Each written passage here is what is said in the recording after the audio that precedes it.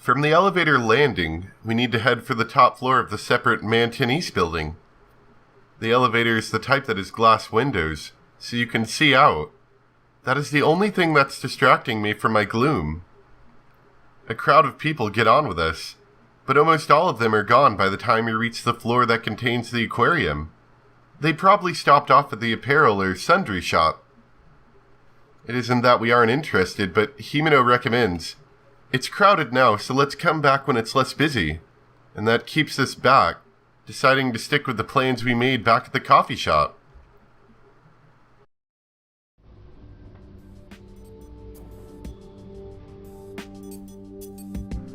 Oh boy. Aquarium time. Stepping onto our floor, the atmosphere immediately switches to a lively one. The sounds of chatter are drowned out by the roar of a large fan. The lighting is dim and tinted slightly blue. The windows are also covered, giving the feeling that it suddenly became night. As this is an aquarium, it makes sense that the concept is based around the ocean. Yes, the pungent smell of salt is a major change. Amazing. It's like we've dived into the deep sea. That's what I thought too. Instead of being targeted at families, lately it seems more like a date spot for adults. Or at least that's what the magazines said, but it's true. Even though this is my second time coming here, it feels like the first time. Next to the entrance is a souvenir shop, though it lacks the usual boisterous voices. It appears to be a place that can be reached both from the inside and the outside, but it doesn't seem to get many customers. Just as Himeno had said, the aquarium seems to target adults. In an atmosphere like that, even Himeno looks nervous. "Hey, Mayu? What's up? I forgot to tell you one important thing." Himeno makes a mysterious face and brings her mouth up to my ear. "What? Did you drop your wallet or something?" "No, that's not it. This is something that I heard that's a bit of an urban legend. But they say the amount of people going missing is on the rise. You know, it has nothing to do with the aquarium, I'm sure, but I'm still going to tell you it right now. There's a rumor that this month alone, the number missing is well into the double digits." "Huh?" We have this conversation in front of the metal rack that holds the map of the aquarium. Aside from the map, there's a guide to the Pt.2 building, and information about affiliated hotels. During that time, we hear the sound of the elevator opening and closing, but we don't see the people going into the aquarium. Manton used to be a shopping district, right? That seems to be why, even if there were a lot of runaways, the media wouldn't pay much attention. But supposedly many of the missing persons had stopped off at the Manton Aquarium. That rumor, who did you hear it from? Who indeed? No one in particular. You know how rumors spread. At Himeno's words, I feel a cold shiver along my spine. Regardless of how credible the rumor is, a sense of dread shoots through me. Considering my past, why don't you just say I'm scared of fish? Like, that would have solved this whole thing. It's natural I would feel connected to missing persons in my age range, especially if they are runaways. If that's the case, it would send chills along the back of my neck. Why on earth? You could have told me before this. I wanted to make it extra spooky. Well, I thought if you heard about it, you might not have wanted to come. True that. Oh, so you're forgetting to tell me it was a lie then, you little... I'd intended to protest firmly, but it still ended rather anticlimactically. Ghosts may exist and they still may be unable to come back, but that doesn't mean I'm interested in visiting places where they are. This is proof that Himeno has her own strange interests, yet it still makes me feel even more worried. This rumor has a continuation, specifically, people who saw the deep sea fish booth and never came home. Himeno relays those two pieces of information that frighten me with a smile. The rumor itself aside, she wanted to pass over the question of why people were able to see the closed-off deep sea fish booth in the first place, not wanting to discuss it at all. Wait a minute, Himino! Something else is tied in between that fear. Something about the aquarium and the missing persons who didn't come home. That was essentially... Oh god! Please, no static. It's very loud. Are you okay, Mayu? I guess I scared you a bit too much. I think the story's pretty exaggerated, so don't worry about it. I heard it's a fun aquarium. I think we should take those stories with a grain of salt, right? Though her kindness is misdirected, it's kindness just the same. Having involuntarily sat down, I take the hand Himino extends to me. As I slowly rise to my feet, I respond, yeah, you're right. To think that I would hear of a connection to my precious memory in a place like this. Well, actually, don't you have a memory of being in an aquarium? Why would this be a surprise you would have a memory like this? It's strange. After 5 years, the memories have faded. I tell myself this, then let out a small sigh. Himino is actually showing concern, so I sit down on a bench in the rest area next to the souvenir shop. Himino even brings me a can of cocoa. As I'm drinking it, she buys her tickets. With her doing all of this, I have to go with her. Are you okay, miss? The fact that I'm thinking thoughts like, this canned cocoa is a little weak is proof I'm cooling down. As I'm starting to feel better, a male voice calls out to me. While holding my half-finished cocoa, I turn in the direction of the voice came from. Rather than the boy's voice I expect, it belongs to an adult, so I respond timidly. I'm okay, so... Oh, no need to be so vigilant. He's wearing a gray knit cap and a brown running shirt. He's tall even for a guy, so I have to look up at him. What is this music? His build is almost all muscle, and my shoulders shudder a bit in surprise. He appears well over the age of 20, so I can't think of a reason he would want to talk to us. Other than the fact that you're sitting on the ground and look like you're having an issue. Whether he realizes I'm looking up at him or not, he plunks down right next to me. Even after he sits down, we aren't sitting at the same height. Pretending to fix my posture, I move away from him a little. Are you feeling not well? Are you not feeling well? Bach, I'm fine. What is this music? Thanks to my nerves and my wariness, I end up speaking unnaturally fast. Moreover, if he really is a kind person, I might end up abusing his good intentions. How cold. It figures. I say again without thinking. Without my knowing what he's so happy about. The man's mouth loosens into a grin. I don't know why I can't talk tonight. Oh boy. Interesting start so far, isn't it? You think she could, come up with any number of excuses to be like, oh, they banned me from the aquarium, I can't go. I ate a fish there once. I don't know. You're pretty clever. I give up. But I seriously am worried about you. Your face is pale and all. That's... His kind words taking me by surprise. I inadvertently avert my eyes. For some reason I become strangely embarrassed and begin tapping my index finger on my can of cocoa. Well, that aside, since you came to have fun, let me show you around. We are really just fine. This translation is a bit stiff. I mean, it's not terrible, like nothing sounds bad, it's just a little stiff. Yeah. The words came out so naturally to surprise even me.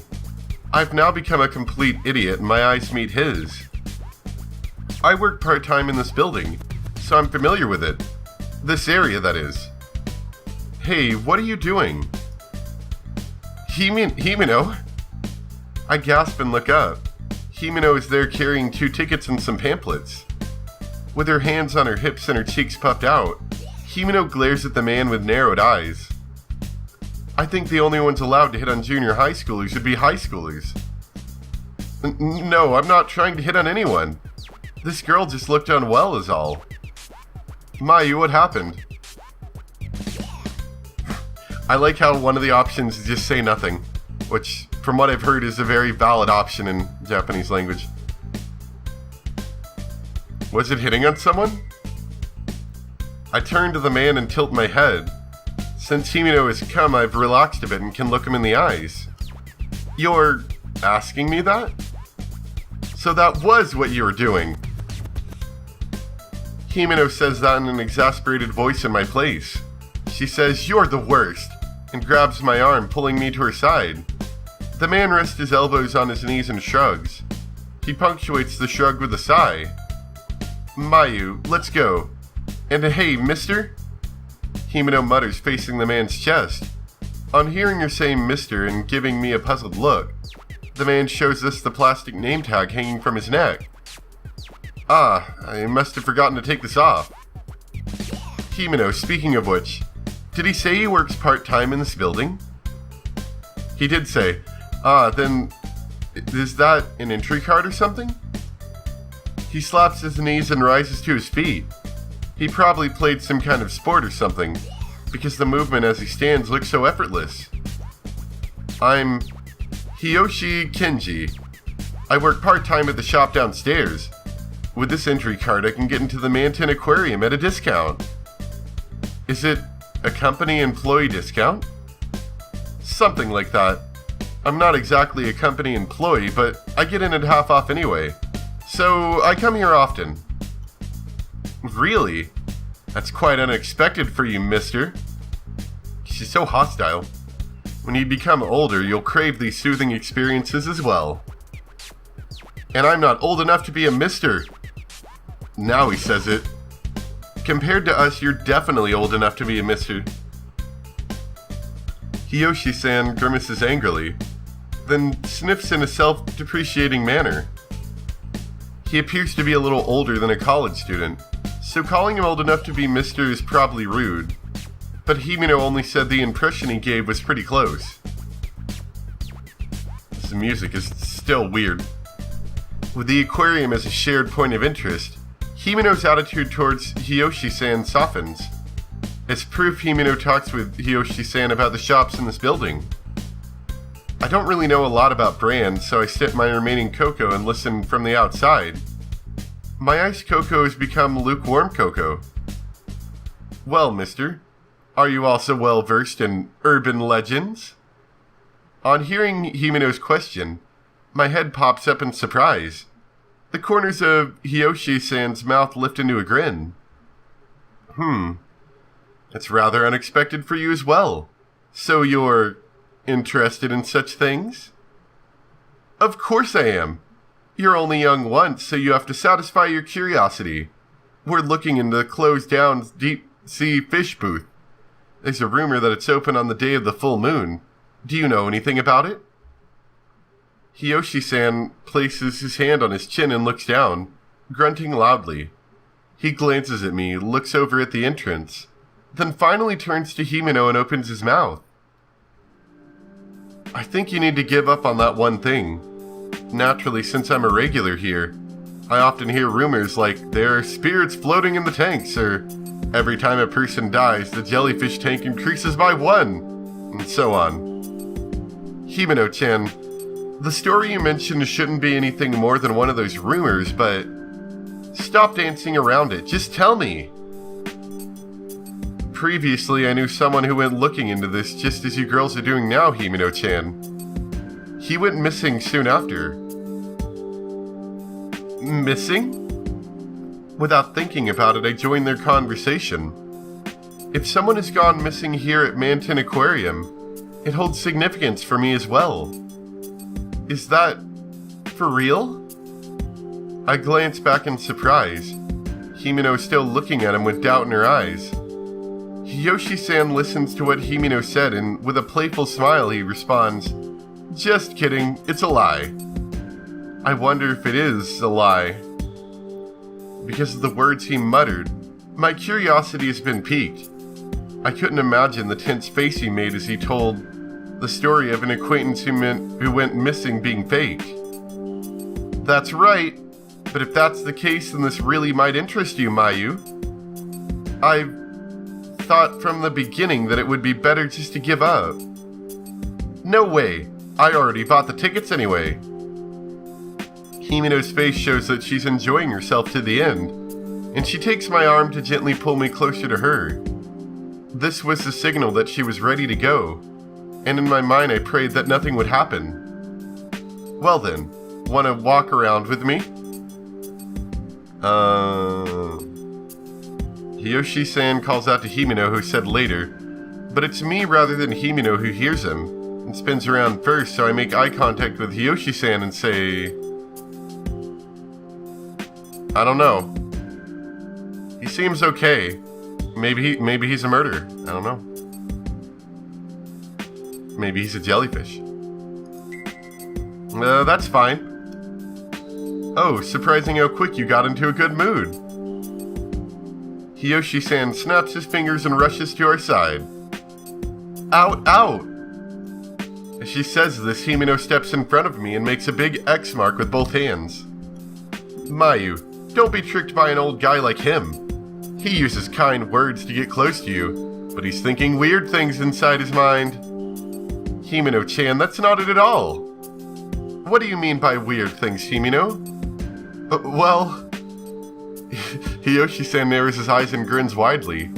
He glosses over my question and asks, What, Himeno-chan? For some reason, Himeno's face goes red, and she grabs me tightly by the wrist.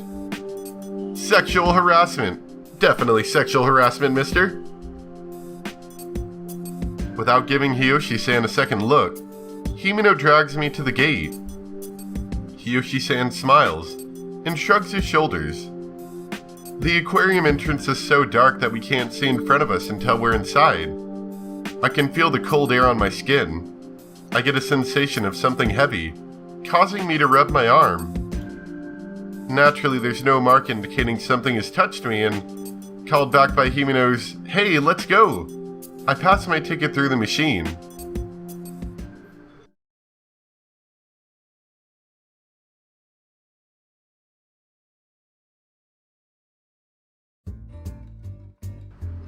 Meh.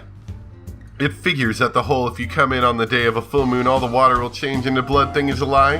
The water's normal. Oh darn it. Poor us. Of course it is, geez.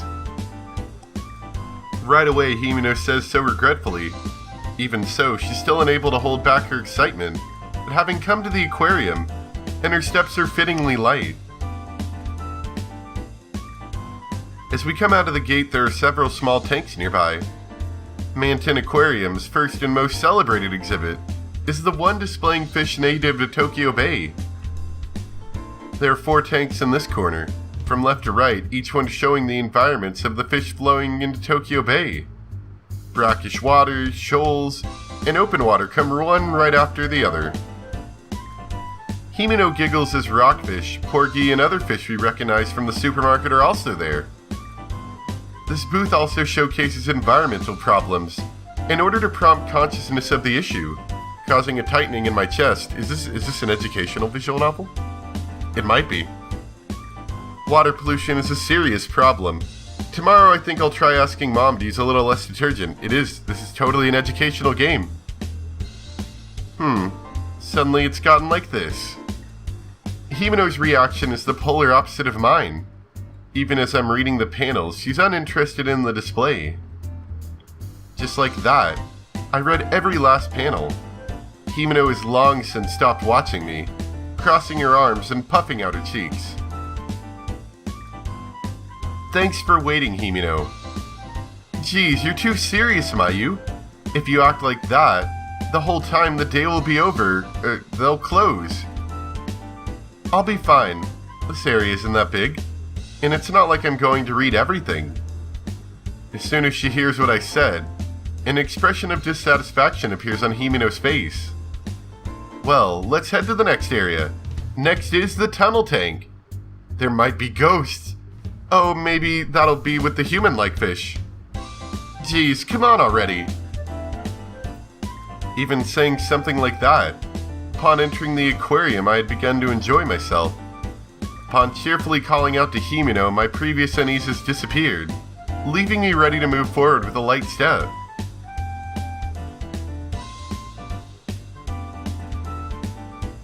Amazing!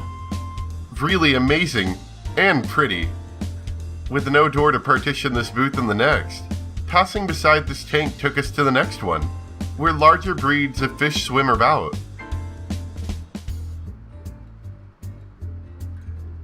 This is no ordinary tank, but rather a giant tube-like tunnel, with the left and right sides connected above our heads in an arc.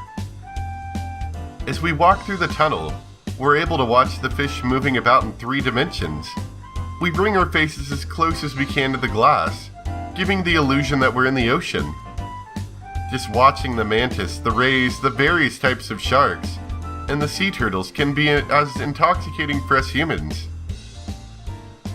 When I was a child, I thought the ceiling might crack, but now I passed that feeling up, leaving only the throbbing of my heart. The water is a gigantic bundle of blue, various colors within it shooting every which way. Being able to see how big they are up close, separated by mere centimeters of glass, is so impressive it gives me the greatest realization of our shared existence. Here, Himeno's pace slows and she takes her steps one by one. Hey, Mayu, look at those huge fangs! Himeno, that fish is cute too! Wah, the stingray's face is creepy! Really? I think it's cute. A manta, it's huge! That little one over there looks yummy. Talking as the words come to us, our conversation seems out of sync. Our feelings of being touched, however, are the same, and Himeno's enjoyment is obvious. Being surrounded by the water and the fish as we are, we feel as though we're freed from any sense of time. Mayu, doesn't this Ray's face look human? Maybe so. It does! The mystery of the human-faced fish is solved. Naturally. Well, if you're okay with it, then so am I. Thus we learn the true nature of one of the urban legends. I was fine either way, but for Himeno this way was probably best. Though from Himeno's enthusiastic stance, even as she watches the fish, she probably realizes just how implausible it all is. Rather than get tired of it though, I'm having fun. We move leisurely through the tunnel, coming to a stop at the center. Up to this point, only the big things had caught our eyes, but on closer inspection of the tank, there's also sand piled up to our knees with shrimp, shellfish, small fish, and other creatures dwelling there. Compared to the manta rays, the small shrimp, which can't even be considered child-size, seem so cute and innocent as they swim about, breaking through the sand. Hey, look, Himeno! Ah, it's tiny! As I expected, Himeno has followed the human-faced ray, and on seeing my fingertip, speaks in a playful tone. Upon sensing the tremors from Himeno poking the glass, the ray kicks at the sand and flees deeper into the tank. Man, it's gone now. As I say this to Himeno, I smile at a small shrimp. Himeno does the same, smiling widely. Before long, the two of us are looking up at the ceiling, toying with the question of just how high it is. Even looking up, we can only see the fish swimming, never the ceiling itself. Looking up from the bottom of the sea, one would normally see the rays of the sun piercing the water, but looking up here was the opposite, with the bottom of the sea seeming to continue forever. It could have been the reflections of the light, or the ceiling really might have been too high. As I realize I can't be sure, my eyes settle on a small but characteristically long-nosed shark swimming past. Sharks? Sharks? That's a ray, isn't it? You just saw it from behind earlier. As soon as I mutter that, Himeno responds. It's true that, although I'm interested in this type, Himeno is fixated on the human-faced ray. Why is she so concerned with this ray? Huh? What's up?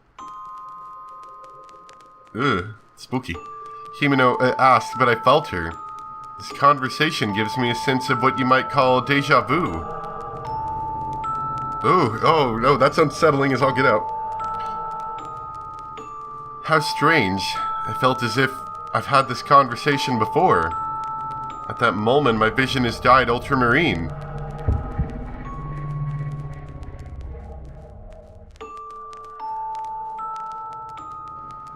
Especially that, crackling sound. Huh? It was no longer Himeno in front of me, but someone else that had caught my attention. This can't be real. Hey, Mayu? The ultramarine color unchanged. Within it, a face like mine passes before me. A face like mine from 5 years ago. Wearing an ultramarine overcoat that merges with the color of my vision, the girl turns to me and seems to be giving me a gentle smile. Mayu, wait! Mari. Without hearing Himeno calling me back, I start running. We haven't finished looking at everything in the tube tunnel tank, but there's something more important right in front of me. Long hair that looks almost transparent. A thick blue coat. Cute boots with fur on them. There is no way I could forget that outfit. That's because it was the outfit of my little sister, Nakanobe Mari, wore when she went missing here 5 years ago. Ah. So that makes sense now.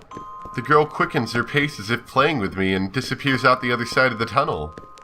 There are hardly any people there, but I lose sight of her between the shadows of the tank and the corner.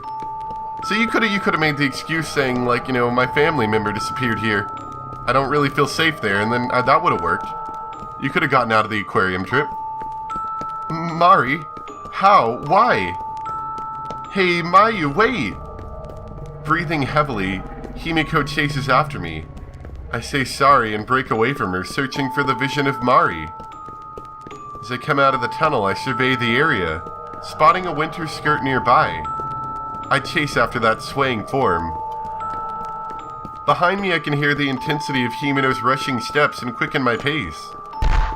Kia! Having fallen into a trance, I realize what's going on when I slam into someone and fall on my backside. Oh boy, more anime girls. Tch.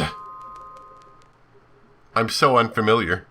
The girl clicks her tongue as she picks up what she had dropped. As I start to say, "Excuse me," to her, she's already moving past me and running off somewhere. Because of that brief incident, I'm unable to find my way out of my confusion. Anyway, Mari, I feel bad about the person I'd run into, causing me to feel flustered. In that exchange, I lose sight of both that long hair and that long skirt. But you were going this way, right? I'm not sure myself where I'm running to, but I think you can say I'm definitely running with all my heart. I pass between more tanks than I can remember, but I don't pay them one bit of attention. I just continue following Mari's back, running. Mari is just as bashful as she was the day she disappeared. Mayu, get a hold of yourself! Those few words in my chase. To be more accurate, it was ended by Himeno herself, who had grabbed my wrist. Huh? You suddenly took off and you wouldn't turn around no matter how many times I called you. Even when you dropped something, you had no idea. What happened all of a sudden? Wait, Himeno, if I can go after Mari, I'll explain everything, so... Hold it. I look back at Himeno upon hearing her extremely hurt voice. I see tears forming in Himeno's eyes, and I turn my whole body to face her. I stand in silence like this for several seconds. If I tell Himeno about Mari, I'm sure she'll regret bringing me to Manton Aquarium. When she followed me, she had to have seen Mari. It's natural that she would have had some misgivings about me chasing some total stranger, since she doesn't know Mari. Even so, I'm not sure what to say. If I apologize now and play dumb, I can probably go back to playfully searching the aquarium for information. But that's not something I can do. It isn't the similarities that are the problem. Mari is here, and just as she had been on that day, there's no way I can go home without taking her with me. Mayu, tell me what's going on. Who is Mari? Why do you keep running off without saying anything? Tears are pouring out of Himeno's eyes. I can't understand why she's so sad, but still, my little sister. My little sister, she was here. Little sister? See, the girl I was chasing, she's my little sister. Mari disappeared 5 years ago, at this aquarium. Looking at Himeno's tear-stained face, I no longer feel like hiding anything. Perhaps in the depths of my consciousness, I'm hoping Himeno will become satisfied and say she wants to look for Mari with me. I'll explain in more detail later. On top of that, when I look back once more, Himeno squeezes my hand and holds me back. This is the gentlest but the strongest that she's held my hand. Himeno stares into my eyes, then tilts her head to the side. What do you mean? You were chasing someone. I told you, the little girl that was in front of me, wearing the ultramarine coat and the boots, remember? That was Mari, exactly how she looked long ago. Mayu, snap out of it! Himeno shouts. It isn't simply a loud voice, but one that weighed down with great sadness. It definitely gets through to me, but that doesn't mean it will stop me. Because without a doubt, I was right. Mari had been right before my eyes, so I had to chase. Let's just say that, even if this Mari girl is here, she would have grown in 5 years and her clothes wouldn't be the same. It's summer, so she wouldn't be wearing a coat. Moreover, she was here, I saw her. No, Mayu. No, Mayu, you weren't chasing anyone. You just took off running, leaving me behind, okay? Could you just calm down for a bit? Our tickets will get us back in. So how about some cocoa in the rest area? I think you're tired since you were a little shaky earlier. Himeno seems pretty frantic, so I know she isn't lying just to persuade me. But there's no way that seeing Mari in there was a lie.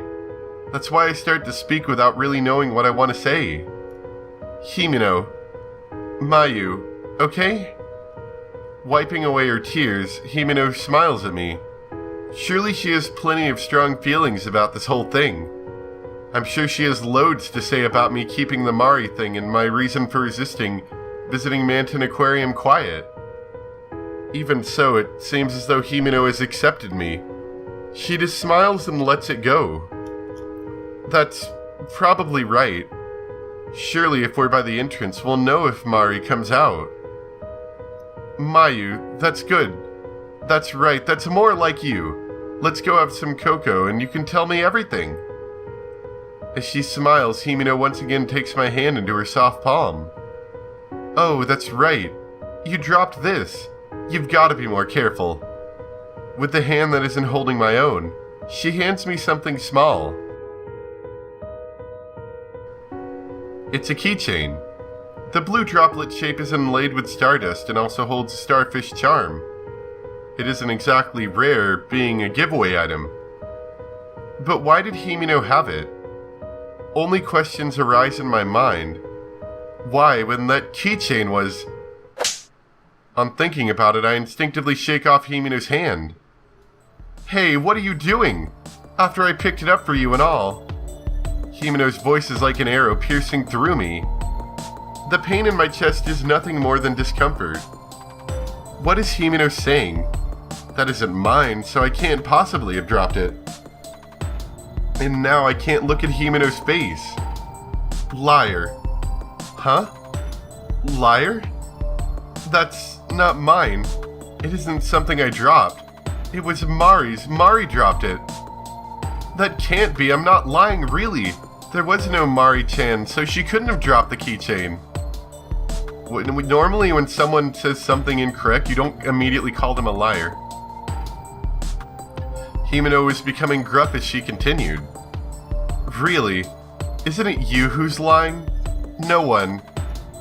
No one else is here. That's enough. Himeno, you dummy. Fuck. Saying only that, I turned my back on Himeno. When I glance back, Himeno's shock expression is getting further away. She was there. Mari had definitely been there. Because the keychain Himeno had, it belonged to Mari. There was no way I could forget. It was just before Mari went missing.